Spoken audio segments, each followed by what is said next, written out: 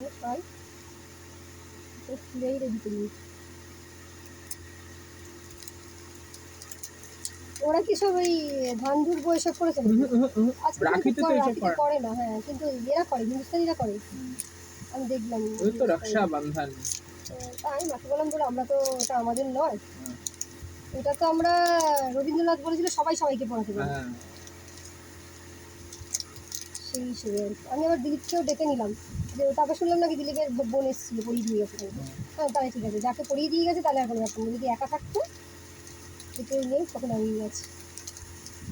এই তো ইয়েও পড়ি, সোমেশেও পড়ে এসছে, তবে চা খাজি আসছে।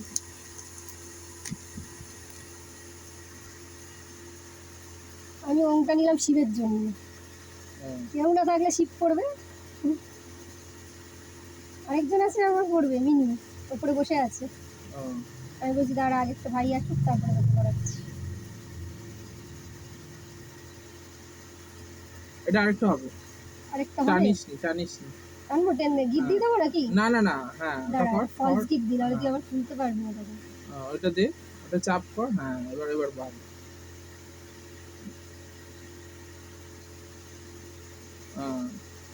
টান, ব্যাস পারফেক্ট। থেকে কোনটা পড়িয়ে দেবে? এইটা হচ্ছে সোনা দিদি, এটা বড় দিদি, এটা তুমি। আচ্ছা দাঁড়া তোকে ওকে প্রণামটা করি। আরে দাঁড়া প্রণাম করতে হয় না, না দাঁড়া, আমি তোকে একটু আশীর্বাদ করে দিই বাবা, তুই জানো এবার যেন বাড়ির ছাদটা হয়ে যায়, ঠিক আছে? একদম ঢালাই হয়ে যায়, ঠিক আছে? আমি বলেছিলাম না তো নিজের বাড়ি হোক, একবার বলেছিলাম না তখন তোর নিজের বাড়ি হোক হয়ে গেছে, এবার তো ঢালাই হয়ে গেলে তারপরে যাবো, তারপরেই যাবো।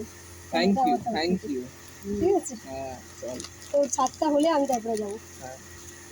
ওরা হোক আমারও যেন হয়, তোরও হয়ে যাবে, তুই চাপ নিচ্ছিস। আমার বাড়িটা নামে হতে দেয়া হয়ে গেছে।